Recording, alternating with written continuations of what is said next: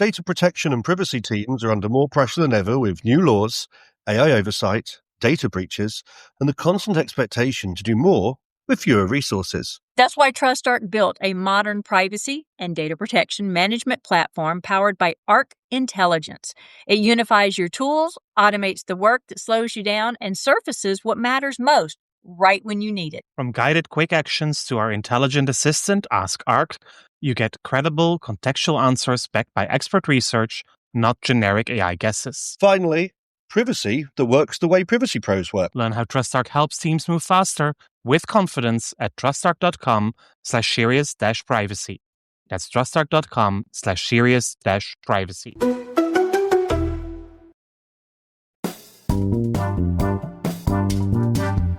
You're listening to Serious Privacy by TrustArc. Please welcome our hosts, Paul Breitbarth and Kay Royal. If a data controller or processor does not have an establishment in any of the member states of the European Union, they have to appoint a representative. This is stipulated by Article 27 of the General Data Protection Regulation. And yes, we're getting technical today. But does this really happen? The EU member states seem to have concerns. In their evaluation report of the GDPR, they say it is uncertain to what extent controllers and processors from third countries have actually complied with this obligation. And apparently, there are already cases where a representative has not been designated. Reason enough to dive a bit deeper into the topic and discuss the role of the EU representative and how to appoint one. My name is Paul Breitbarth. And I'm Kay Royal, and welcome to Serious Privacy. Today, we are honored to be joined by Tim Bell, and I will let him introduce himself, but we all know I'm going to start with the first question. And it's going to be an unexpected question, and I have a fantastic one this time. If you were an animal, what would you be? Oh gosh, right. Well, I'll start off with the introduction. I'm Tim Bell from Managing Director at DPR Group, and we solely dedicated to the GDPR EU representative work. As for what animal would I be? Gosh, something. I don't think I'd be a cheetah or a jaguar. Nothing too desperately fast, but something active in what it did. I like that. Maybe a crocodile, I suppose. Not massively fast, but a survivor. I've come through from the dinosaurs and remain with us now. Survival is top of mind right now, no doubt. Well, absolutely. Paul, what would you be? It's hard. I'll probably be a bird, maybe a blackbird. I would like to be able to sing as nicely as the blackbirds and roam around the country, sit in the shade, bathe in the sun, and just be free. Well, I have to say that I think I'm a lot like Tim. I would go towards being a cat. Now, if I had my choice, I'd be a red panda, because who doesn't like red pandas, which are kind of like raccoons and pandas and cats all mixed together. But that whole attitude of leave me alone until I don't want you to leave me alone, yeah, that probably worked. Sounds good. Beautiful. All right, let's dive into today's conversation. I want to start out by saying that I met Tim years ago, I believe at the Privacy and Security Forum, which has switched to being a virtual forum this year during the circumstances. And we hit it off immediately because at the time I was working as one of the lead consultants for TrustArc. And we have lots of clients that were looking for EU representatives for the GDPR. And the problem is a lot of people were confusing the EU representative with the DPO. And I was like, no, and trying to explain it. And then boom, Tim comes into my life and miracles happen every day. So with that, Paul, I know you probably have some fantastic questions lined up, as you always do. So I will let you start. Well, I think the first question is one that you could have thought of yourself as well. What actually is that EU representative, and indeed, why is it different from the DPO?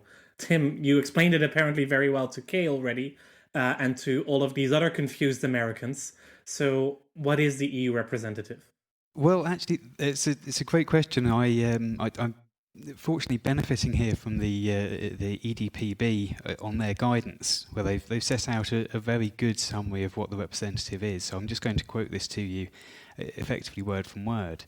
So the representative has the aim of facilitating the liaison with and ensuring effective enforcement of the GDPR against controllers or processors that fall under Article 3.2 of GDPR. Now that's the boring version, if you like. Basically what the representative does is we act as the conduit for communications between the data subjects and the authorities in the European Union and the data controllers and processors, those companies which are actually dealing with that personal data outside of the European Union. So it's really the role is there to help to facilitate the individuals enforcing their own rights and raising their requests against those processors and controllers. And that's really day to day the majority of what the representatives will do. And then the second stream of it is really we act to help the authorities to enforce the GDPR against these companies outside of the EU. And as we all know, that was one of the big efforts of GDPR, is to bring companies outside of Europe into the scope of GDPR. But then obviously one of the issues with that is how do you actually enforce these obligations against them? There were a number of legal ways, and I certainly won't be going into those, but by having the representative, effectively it gives them someone in the EU with crosshairs on them. So if they start an enforcement action, if that company isn't playing ball, and ultimately if that company doesn't meet any enforcement action raised against it, so potentially the fines, then the representative also is at that point stepping in to help.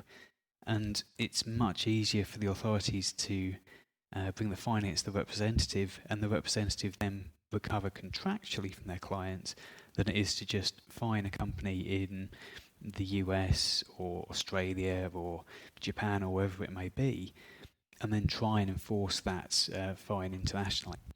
Now, the interesting thing about that is this is a legal issue that we come up against. I'd love to explore this with you. If the purpose of the EU representative is explicitly so they have jurisdiction over the company and they can't argue they don't have jurisdiction, what if the companies never appoint an EU representative? That's a very interesting question. It's one that comes up a few times, fairly regularly. Because we're Americans, of course it comes up. Absolutely. I mean, the question is actually, by having a representative, am I putting myself more at risk of a GDPR fine because I've effectively got a European outpost that they can point at? And I would say personally, not really. Effectively, a company isn't brought under GDPR because they have a representative. They are under GDPR because they're processing the personal data. So the authorities have the ability or the remit to investigate those companies and to raise the fines against them, whether or not that representative exists. Now, in theory, once those fines have been raised against them, then it may be ever so slightly easier to recover that fine money against the company if they have a representative, assuming that the representative has a very solid contract in place with their clients. But it's the step in the process. So what would happen is an authority in the European Union would bring a fine against the company, let's say Acme Corp in the US, just as so we've got an example out there. They raise that fine. Acme Corp then says, "Oh well, I'm not really too keen on paying a €200,000 fine. What I'll do is I'll use my lawyers here in the US to frustrate that process. We'll use all of the legal methods that we can to try and delay that payment, or to actually end up frustrating it and appealing everything when they're trying to enforce that fine from overseas." It will only be at that stage that the representative effectively becomes part of that enforcement discussion, because then the authorities in Europe are going to say, okay, we've tried to recover from this company in the US, they are causing us problems, it's being very problematic. At that stage, having failed effectively to recover from the primary liability company, they would then go to the representative. So it's really, there's ultimately, eventually in the end, it may be easier to recover against a company if they have a representative than if they don't. But you're talking the last couple of % at the very end of that process where the difference is going to be made. And not appointing a representative to avoid GDPR liability certainly isn't going to work, because you are liable if you are selling goods or services to the EU, or you're monitoring people in the EU. Under Oh, Article yes, I 3. fully agree. And believe me, DPAs will find ways to enforce the GDPR even if you do not appoint that representative. They have done so in the past. I know that when I was still with the Dutch DPA and we had to enforce an order against WhatsApp that still was independent at the time, following a joint investigation with the Office of the Privacy Commissioner in Canada. Also, then we found ways, and there are bilateral arrangements between data protection authorities. There are multilateral arrangements between data protection authorities. So if you have overstepped your mark and contravened GDPR, for sure they will find you. Yep, absolutely. And that's really I don't think anybody can really escape regulators, can they? It depends on how effective the regulators are, I suppose, but that's a topic for another day. I think they're better at tracking people down than alumni associations. Quite possibly. Who can ever get away from their alumni? Sorry, Paul, go right ahead. No, that's fine. That's fine. Because then we are talking about indeed the companies that are not established in the EU. And now, without going into too much legal technical detail, being established in the EU basically means that you have an office here, right? A meaningful office with something to say, and that people can make an impact on what is being done with personal data that is being collected from people that are physically in the European Union. So as soon as that is the case, but there is no office, then they would need a representative. That's it, exactly. So yes, that establishment question, as you point out, is a very complex one, and a lot of companies may be surprised to find that they actually do have that establishment because they believe that their European efforts may be quite minor and not actually cross over that threshold. But yes, any company who doesn't have any location in the EU, or even in some cases if they do have small locations but they're not customer-facing ones.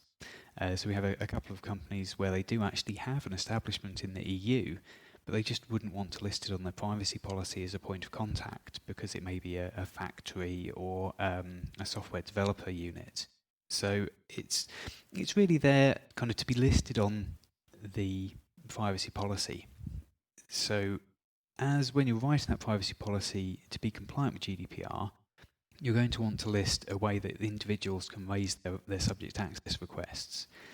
And if you haven't got an address in the EU to which they would be able to raise those requests, then certainly that's likely to be the point at which you need to add that representative in. And actually that's one of the things I think is very interesting about the representative, is that it's a very visible element of compliance or non-compliance under GDPR, because you either have an office in the EU, which will be shown on your website no doubt and easily available to those individuals, or you have a representative listed in your privacy policy. Now, any authorities in the EU who are looking at a company and trying to figure out, maybe they've just had some minor concerns raised, maybe they're just having an initial investigation, the first thing they're going to do is go to that privacy policy. And then looking at that privacy policy, if there isn't a European address or a representative, straight away they've identified some non-compliance there. So it's something which is very visibly shows compliance, or the lack of it very visibly shows non-compliance. So what about all these companies that thought they had an EU representation, namely an office somewhere around London or anywhere else in the UK, and are now confronted with Brexit? What happens there? Absolutely, Brexit. Well, I'll avoid going into too much detail or about my own personal views of it. I suspect as a European citizen yourself, Paul, that you have similar views to myself. Probably. But regardless of views, it is now very much happened. In fact, on the 1st of January of this year, so a few months ago now, the UK technically left the European Union, but we're currently in the transition period during which, until possibly the end of the year, maybe a little later, the UK will continue to be treated as an EU member state for the purposes of EU law. So at the moment, although we're not technically an EU member state, GDPR applies directly to us still. Now, when we leave, or when the Brexit transition period formally ends, at the end of 2020 or later if it is delayed, which most people are hoping for apart from the UK government, then what happens is the UK will no longer be part of the EU. It'll be a third party for the purposes of GDPR. And that will mean not only are there potentially issues with the data transfers, and that's something again which is probably spend another 5 hours talking about on its own, any company in the UK which doesn't have an EU establishment, so if its office is in London but it doesn't have an office in Paris or Berlin or elsewhere, then those UK companies are going to need an EU representative under this law. And it's something which, well, there's been lots of things discussed about Brexit. It is one of the lesser discussed elements. Certainly when it comes to GDPR, the part that's talked about most is the transfer of data, whether the UK is going to be an adequate country under GDPR. But this element of the representative is something which is going to really catch a lot of people out, because the representative has never really been a part of the GDPR conversation in the EU, apart from the real experts, the lawyers who are really, really clued up and have read GDPR cover to cover. But because no European... The privacy geeks. The privacy geeks, absolutely. Those of us who are intrigued by the detail, even if it doesn't actually apply to us at any point. And this is the thing. The representative has never applied to any EU company. So here in the EU, it's just not been part of the conversation. And I say EU there, including the UK. And that has actually led to a lot of problems initially, and still to this day to an extent, about those companies outside of the EU knowing about this obligation. I call it the hidden obligation, because it's not being talked about in the EU. That means that the companies outside of the EU, particularly those SMEs who don't have the European location, because the big global companies, they'll have an office in France, they'll have an office in the UK, they'll have an office in Ireland, but offices everywhere. But the SME companies, who are the ones who may need the representative, they aren't knowing about this detail because they're probably getting a lot of their information from Google, to be honest. It's free advice, and for an SME, it can be certainly sometimes beyond their means to spend thousands of dollars or whatever currency it is bringing in a proper consultant.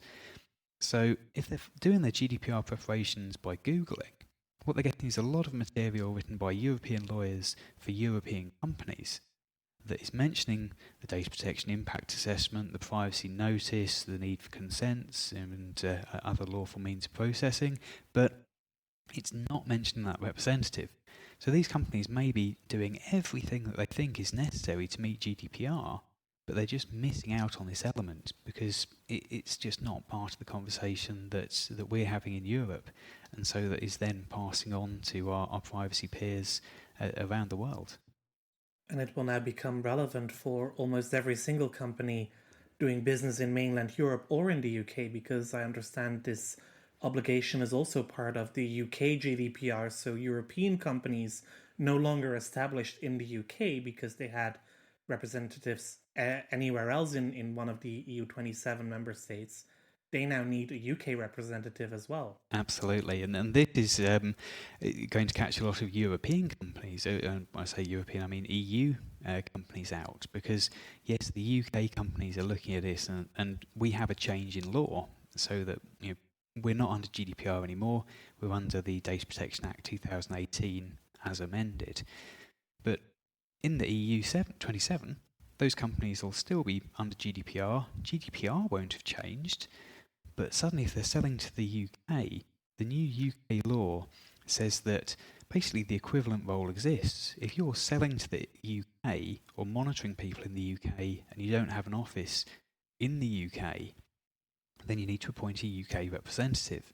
And I've said UK there a lot. Hopefully that's not too confusing. But yes, the same role is required of companies selling to the UK without a UK location establishment as applies to companies selling to the EU without an EU establishment. So you end up with, instead of having the two zones we originally had with EU and rest of world, we're then going to have EU and UK and rest of world.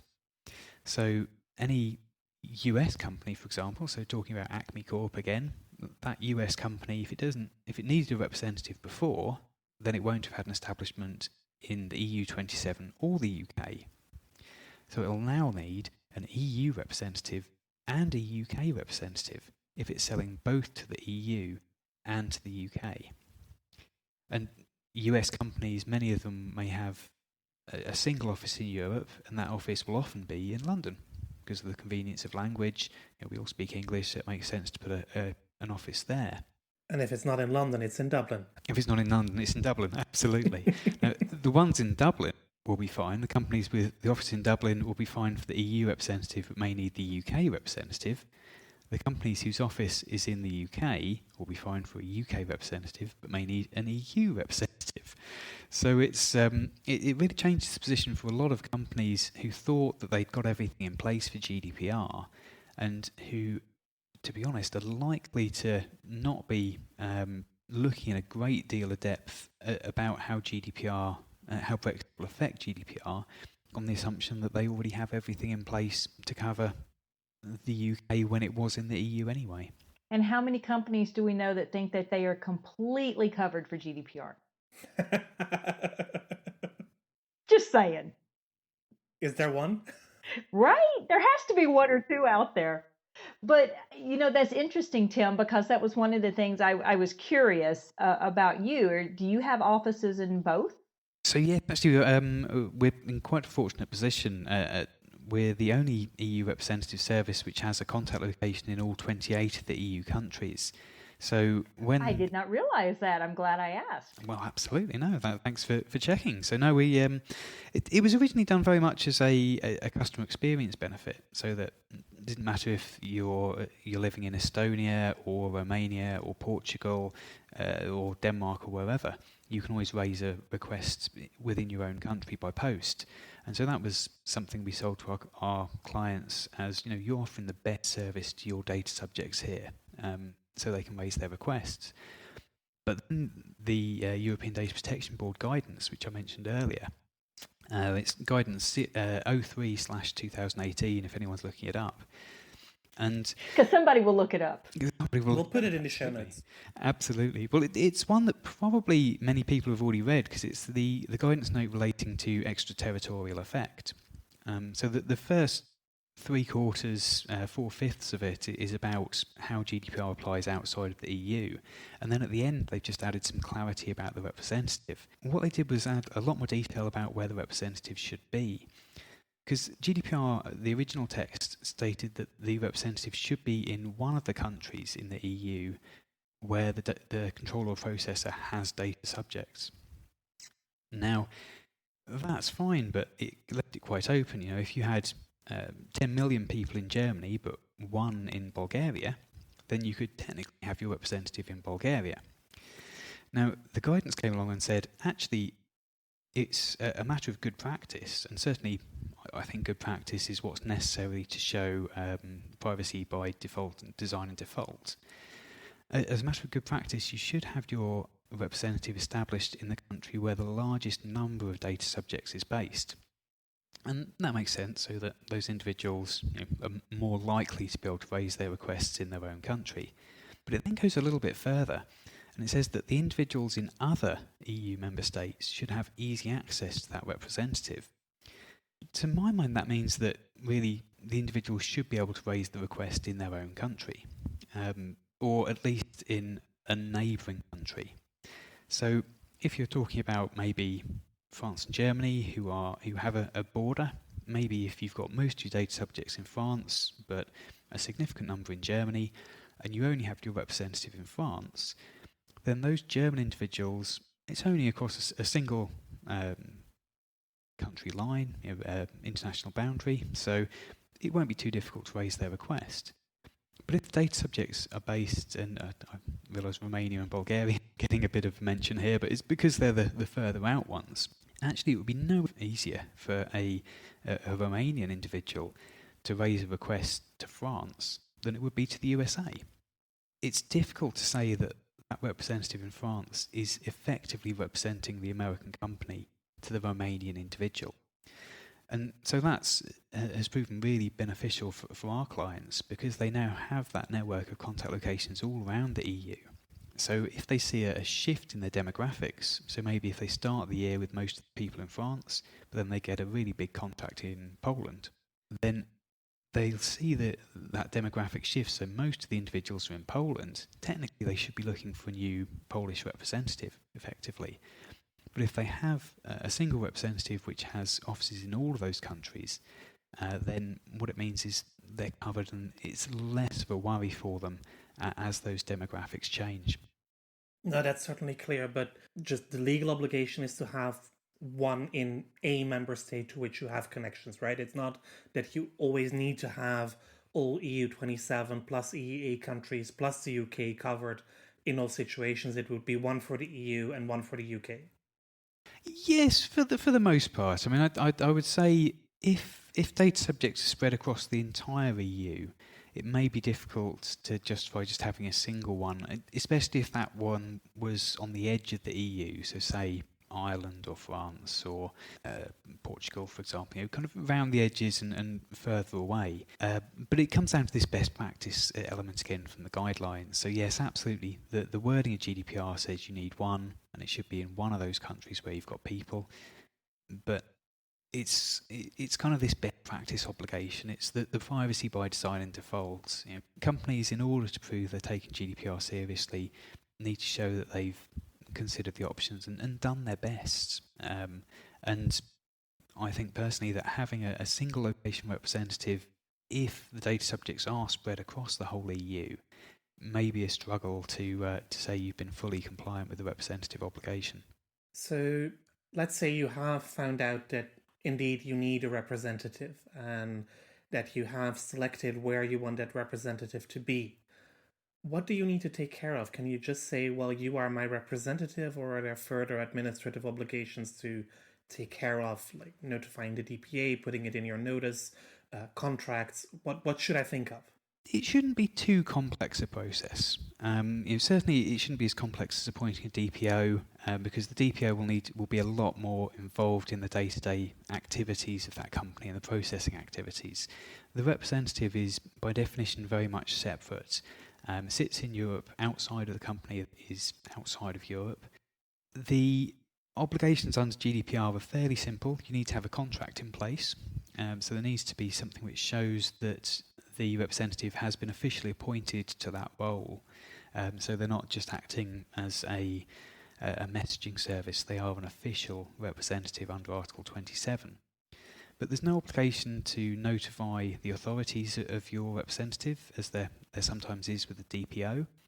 There's no obligation to make any formal documentation. There's no specific document in which you'd have to supply, which is separate.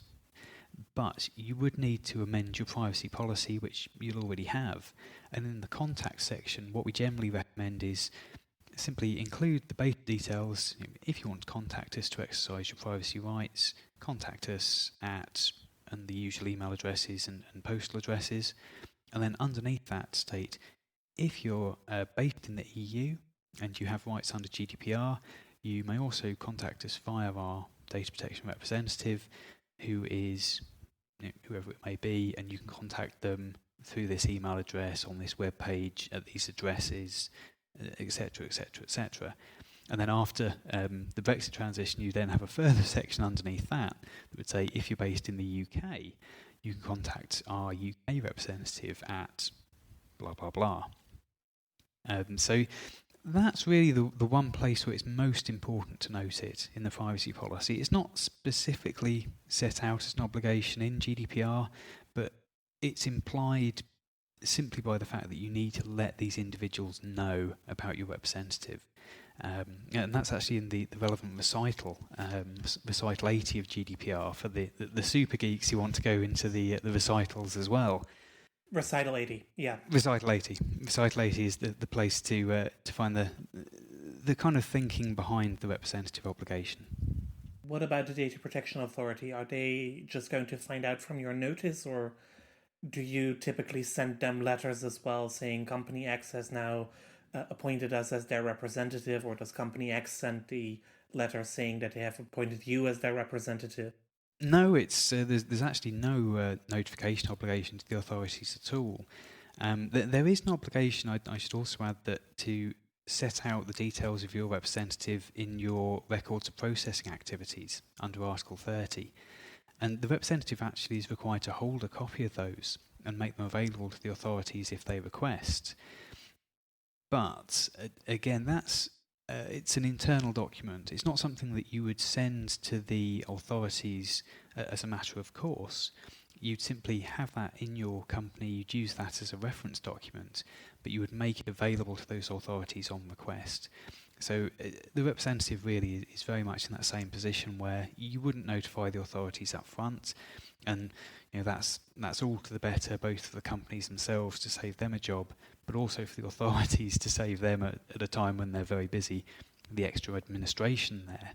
So it's really just listed on that privacy policy, and that's the purpose of them, is to be listed on that privacy policy, to make people aware of this method of contact.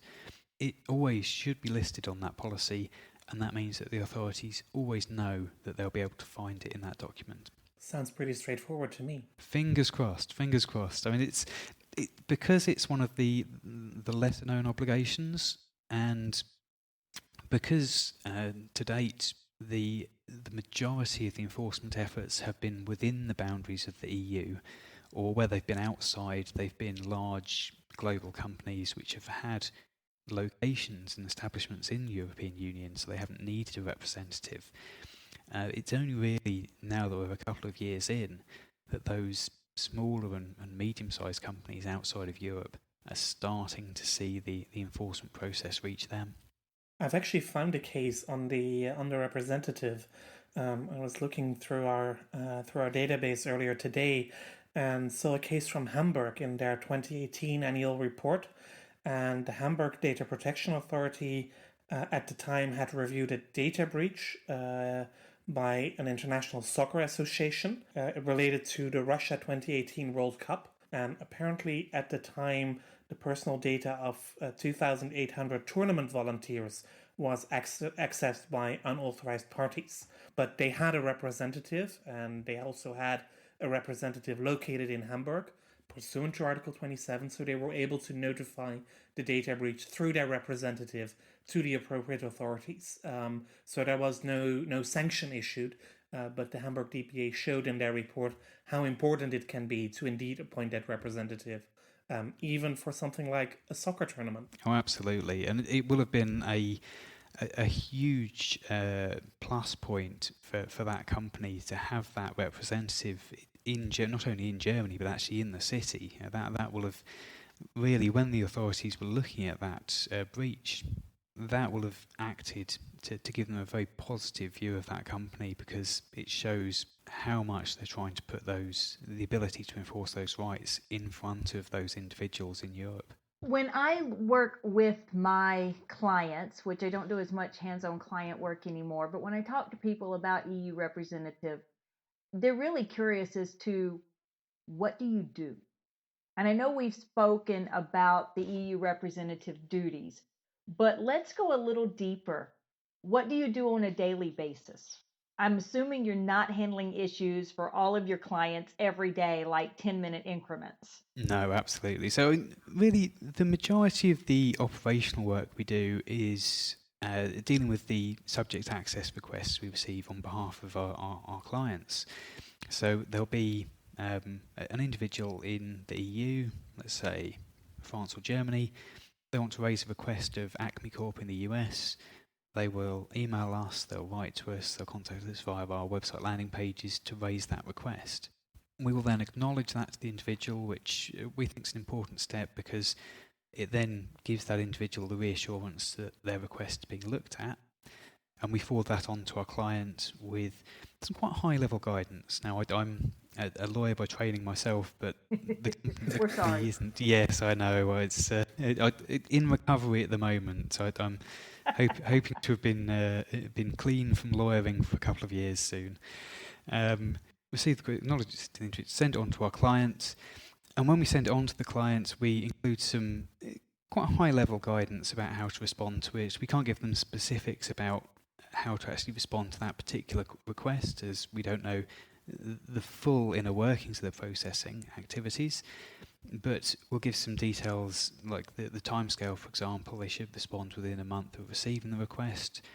Certainly, the first thing we always tell them is to make sure they've fully ID'd the individual, to make sure they're not giving information to someone else who's trying to recover that information about a different person. We can't give specifics because we're not a law firm. Just something to help the clients really direct their responses to those requests. That's the biggest part of what we do day to day. We also receive the requests from authorities every now and again, and as you suggested, it's not something we do regularly, fortunately, and much as I'm not suspicious, I'm going to touch wood anyway. We haven't had any clients who've had any significant issues or have been investigated in any significant way. That possibility remains, and it is the representative's duty to act effectively as the face of that company in the EU. We can't really produce anything that's material, so we won't speak on behalf of our clients, and this comes back very much to the importance between splitting up the DPO role and the representative role. Right. Because as a representative, we're under a contractual duty to our clients. We will do what they tell us. And as a DPO, they would be giving a lot more guidance and Yes, direction. Absolutely. The DPO, it's the DPO's duty to put their hand up and say, look, you're doing this wrong.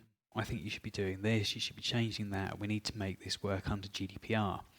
Whereas I totally make a great DPO. I'm good at telling B, stop, you're wrong. Absolutely. Well, you are the perfect archetype for the DPO, okay? You're very, very keen on privacy, but also very keen to make sure that everyone else is very keen on privacy. That's probably the nicest description I've heard yet. You're right up there with Phil Lee, who told me I was the most blunt person he's ever met, despite all the Europeans he knows. Yeah. I wanted to say, you're not Dutch, are you? I'm just Southern. But let's also, here's the key thing, Tim. So we're coming to the end of the session. The conversation has been phenomenal. I mean, I knew having you on the podcast would be fantastic, especially since a lot of people have no clue what an EU representative actually does when it comes to the GDPR. But I know that in the midst of asking all of our questions, you may have had an idea when you came on here that you wanted to make sure that you were able to share something in particular. Whether it's an anecdote, whether it's a piece of advice, whether it's a stay away from XYZ. So I want to make sure that we give you the opportunity to share that piece of information that you're like, oh, if I could just tell everybody this one thing, what would that be? What would it be? Well, actually, I have the advantage of talking to you, Kay, and to Paul, and you've actually already pulled the vast majority of the relevant information out of me, so I don't have a huge amount to add. I guess the only thing that I didn't really mention was there are a couple of exclusions to the representative obligation. They're quite minor, and they generally won't apply to most commercial organisations. But we all love exclusions. We love exclusions. Well, as I may have mentioned before, I'm a lawyer by training, so exclusions and exemptions are where we live. It is generally applied to every company outside of the EU, which doesn't have an EU office, but it doesn't apply to public authorities, so any government organisation or publicly funded organisation. There is some. I guess a bit of a grey area there. So in a lot of Europe, for example, the healthcare will be public sector organisations. They'll be funded by the governments of those countries, so they'll be considered public sector, and those hospitals wouldn't have the representative obligation if it was relevant to them. But where you have countries which have more of a private healthcare situation, so if they have hospitals which are paid for privately or through insurance, rather than from government funds, those hospitals may not fall under the public sector exemption. Okay. So it comes down to elements of how you're funded and how you're controlled as well, if the government tell you what to do. The second exemption is for a company or for data processing activities which are outside of the scope of European Union law. And there are, even within the European Union, some elements of law which are deemed to be important enough to national interests. The EU law doesn't touch them, and the individual countries set their own laws in those areas. So it tends to be quite limited, and it's really around things like national security, the interception of messages, and that type of thing, kind of legal enforcement and that type of effort. And so that tends to be an exclusion which is very rarely relevant. And then the third one is the most interesting. It's the occasional exemption. And there's it's used, I think, by a lot of companies who just go, oh, we'll just say it's okay. We only occasionally deal with EU data, so you know, it's only about a tenth of our business, so we'll just say we fall under the occasional exemption. But you actually need to pass 3 elements to pass that test.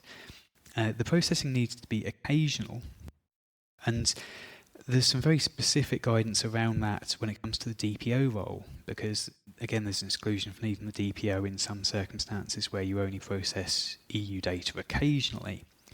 And I won't go into too much detail, but basically, if you are processing EU data as part of your core business, even if it's only the EU data is only a small amount of the total data, then it's quite possible that you wouldn't fall under that exemption. There's more information under the DPO guidance, so I'll leave that rather than going into too much detail. The second element is that you can't be processing large volumes of the more sensitive categories of data, so that's your medical, religious, ethnic, trade union membership, that type of thing. And the third element is that the processing is unlikely to result in a risk to the rights and freedoms of natural persons, taking into account the nature, context, scope and purposes of the processing. So it also has to be processing of data in such a way that really that data couldn't affect those individuals if it was to be lost. So it has to be very innocuous. Exactly, yeah. Really very minor, uninteresting data which you wouldn't be able to draw any interesting conclusions, or for perhaps the criminal element, be any valuable information out of that data.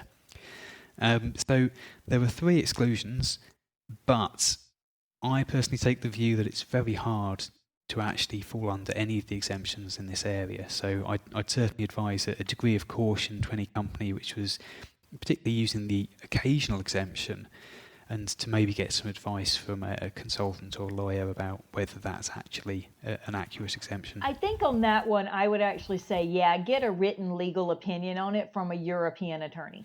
Yeah. Yeah, and be indeed very reluctant to use them, because data protection authorities and the courts have never been very keen on using the exceptions and exemptions in data protection law, or even in all the fundamental rights agreements that we have. So be very careful there. With that piece of advice, Tim, thank you very much for joining us today. It was a pleasure having you on, and hopefully people are a lot more wise now about what the EU representative is and does, and how they should appoint one. We'll make sure to put some more information in the show notes on how people can reach you if they have any further question or would like a discussion with you to sort out their legal stuff, if they haven't done so yet. And to all our listeners, thank you again for listening. If you like our series, please do tell your friends and colleagues about us. Should you have any questions or suggestions, if you want to be a guest on the show, please reach out to us via seriousprivacy@trustarc.com or via Twitter at @podcastprivacy. You will find Kay on Twitter as Heart of Privacy and myself as EuroPaulB. Thank you for listening to this episode of Serious Privacy. We'll be back next time. Until our next episode, goodbye. Bye, y'all. That was Serious Privacy.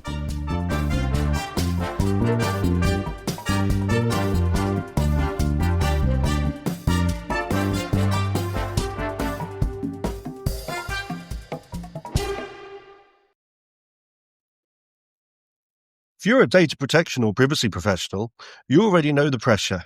Non-stop regulatory change, AI oversight, internal demands, and the expectation to somehow stay ahead of it all.